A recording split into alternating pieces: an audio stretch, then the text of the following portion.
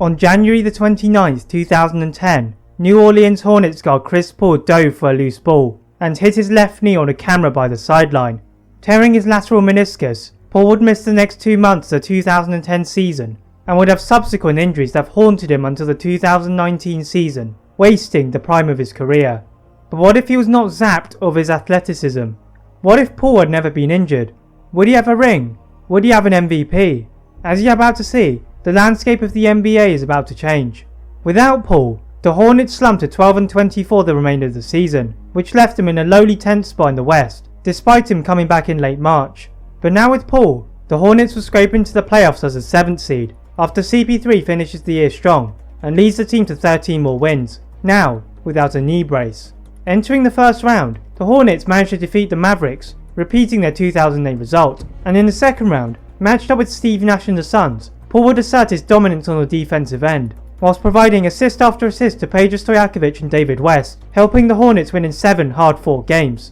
Now for the first time in his career, Chris Paul had reached a conference final, but unfortunately, Kobe and the Lakers would prove to be too much, despite Paul averaging 22 and 11. The Lakers still win the championship over the Celtics, LeBron still wins MVP, and Tyreek is Rookie of the Year. Entering the 2010 draft, not a lot changes, except that New Orleans, now with the 21st and 26th picks, do not make the horrible trade to OKC, giving up Mo Peterson and the 11th pick. Instead, they keep these 2 assets, but still draft Cole Aldrich, as they need a centre. The Hornets still make the moves for Ariza and Bellinelli, and we move on to the start of the 2011 season. Entering the season, there was only one thing on everyone's minds: how would LeBron James get on in Miami? Having promised 7 championships, expectations were sky high. But immediately, this story is overshadowed by a story in Chicago. A young guard by the name of Derrick Rose takes the league by storm, snatching the MVP from under LeBron's nose, and a place on the All-NBA first team from Paul. Paul's misery is further compounded in the playoffs, where faced up against the 4th seeded Thunder, the Hornets stand no chance. In particular, KD goes off, averaging 35, as the Thunder cruise to victory in 6 games. Dirk and the Mavs still win the championship, Blake Griffin wins Rookie of the Year, and we move forward to the 2012 off-season. In the real 2012 off-season, the story was about the destination of the unhappy Chris Paul. The new 2012 off-season is no different, as he's unhappy at the lack of front office activity, and again, he has to go to the Clippers, but this time, fully fit for the 2012 season. Despite Paul's health, the Clippers still lose Chauncey Billups to a torn Achilles, and Blake is only half healthy for the playoffs, leading to another second round exit to OKC, who would lose to the Heat in the finals. Again, Paul is left empty-handed, a second-team All-NBA selection, doing nothing to satiate his hunger. With Paul now the undisputed number 1 on the Clippers team, rather than a debate with Blake Griffin, Paul and Chauncey Billups decide some changes are needed, deeming them too soft. Seeing that the Timberwolves are going nowhere, the Clippers pull off a sign and trade for an unhappy Kevin Love, who had just averaged 26 points and 13 rebounds that season, for Blake Griffin and cash. But since they have the floor spacing in the forward position, they have no need to trade for Jared Dudley, and keep Bledsoe and Caron Butler. Entering the 2013 season, the trade between the Clippers and Timberwolves has a profound effect on both teams. For the Clippers, the addition of Love takes some getting used to, with Paul missing nearly a quarter of a season with a shoulder injury, but the end of the season sees the Clippers go on a tear and finish in the 4th seed. The Timberwolves, meanwhile, behind a monster season from Blake, sneak their way into the playoffs as the 8th seed, falling to the Spurs in a hard-fought first round. But the future looks bright in Minnesota. After defeating Portland in the first round, and surprising the first-seeded Spurs in the second round, Paul is again up against the Thunder. And yet again, he exits the playoffs, as the Clippers have no answer for KD, the lack of a decent wing player hurting the Clippers once more. In the finals, OKC would get their revenge on an aging Heat, beating them in 6 games, with Kevin Durant winning the finals MVP. The biggest question at the start of the 2014 off-season is of course the destination of one LeBron James. With only Kyrie and the number 1 pick Andrew Wiggins in Cleveland, the championship still seems rather far-fetched. Staying with the Heat is also not an option, with Dwayne Wade's knees deteriorating at a rapid rate, and Ray Allen entering retirement. Thus LeBron heads to the Clippers, partnering his best friend Chris Paul and Kevin Love. But to have sufficient salary space, the Clippers have to get rid of one of their key bench components. They decided to be Eric Bledsoe, who wants a starting role, moving him to Milwaukee, without having to give up their 2017 first round pick. The 2014 season sees several changes as a result of these trades. In the East, Milwaukee jumps to the 4th seed, winning 9 more games with the addition of Bledsoe, and Cleveland drops well out of the playoffs without LeBron, winning only 30 games, despite a Rookie of the Year season from Wiggins and an All-Star campaign from Kyrie. In the West, the addition of LeBron sees the Clippers win 7 more games, as the Clippers field an absolutely ridiculous lineup of CP3, JJ Redick, LeBron, Kevin Love, and DeAndre Jordan, along with Jamal Crawford off the bench. In Minnesota, the addition of Blake is a significant improvement over Andrew Wiggins' rookie season, helping the Timberwolves win 20 more games, but missed the playoffs due to an injury to Blake around their All-Star break. But this year's story is the Golden State Warriors, who take the league by storm, behind new head coach Steve Kerr and the year's MVP, Steph Curry. The Warriors cruise to the Western Conference Finals, where they meet the Los Angeles Clippers. The Warriors have no answers. Furious at Steph being seen as the best point guard in the league, Chris Paul goes berserk, averaging 25 points, 12 assists, and 3 steals, including a 38-13 performance in Game 3, leading the Clippers to a 6-game victory. In the finals, the Clippers are matched against a surprise team from this year's Eastern Conference, the Atlanta Hawks. It isn't close. The Hawks have no answers for LeBron James, and even trying to hack DeAndre Jordan doesn't work, as the Clippers sweep the outmatched Hawks, with LeBron winning the Finals MVP. At last, Chris Paul has one of the trophies which had eluded from his grasp, and now he had tasted success, he wants more.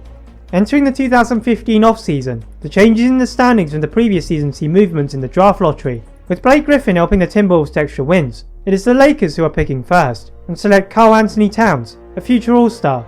The Magic with the second pick still take their chances on Mario Hezonja, a pick that would haunt them for years, as the Knicks take Kristaps Porzingis, and the Timberwolves, still needing a centre, take Miles Turner. The Cavaliers meanwhile decide to go small, seeing the Warriors' success the previous year, and pick Devin Booker away from the nose of the Suns. The original 2015-16 season saw the Warriors go a league record 73-9, and this season is no different, despite the best efforts of the Clippers, who win 68 games behind an MVP year from Chris Paul, whilst LeBron manages workload.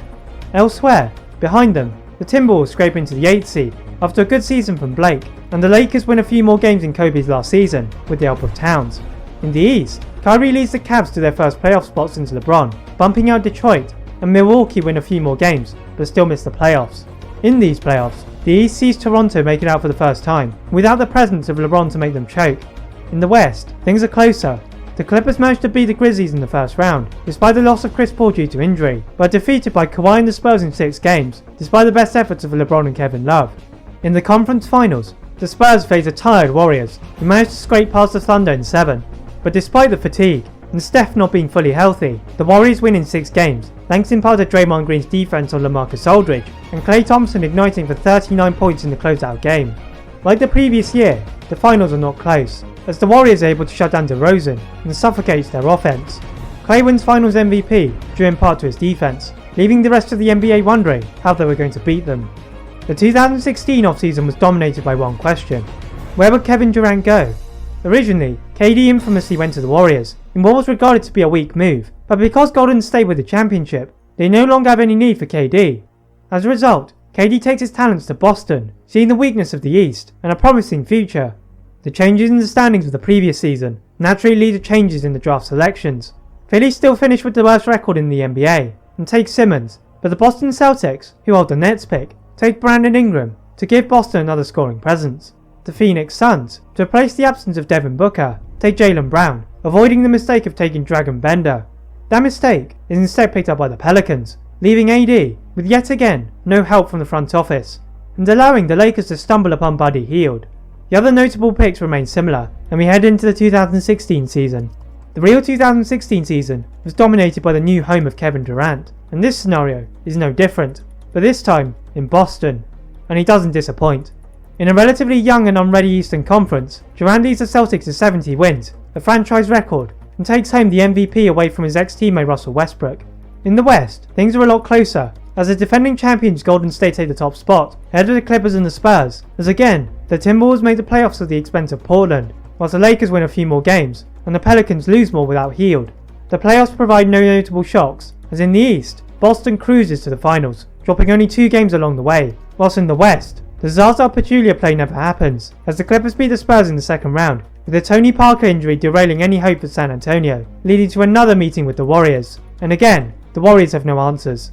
The CP3, determined to atone for the previous year's injury, absolutely torches the Warriors, particularly in the mid-range, with all the focus on LeBron. And in Game 6, it is actually Jamal Crawford who shines, scoring 36 off of the bench to propel the Clippers to another finals appearance.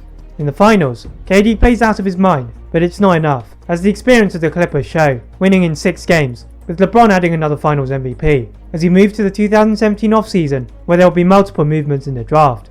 Now with Ingram and KD, the Celtics have no need for another wing, so do not trade their Brooklyn pick to the Sixers, meaning they draft Markelle Fultz, whilst Lonzo Ball in fact goes to the Pelicans. This means the Sixers lock into Jason Tatum. The rest of the picks remain the same, but of course, the offseason does not end there. In the real offseason, Chris Paul joined forces with James Harden, Mike D'Antoni in Houston, but riding on a wave of success in LA, CP3 re-signs on a max deal, resulting in DeAndre Jordan having to leave for Dallas to fit the salary cap. Kyrie stays in Cleveland, as he's not in LeBron's shadow and has his own team, but Boston have to get rid of Isaiah Thomas, who wants a big contract to the Lakers, who don't have a decent point guard. The other major moves remain the same.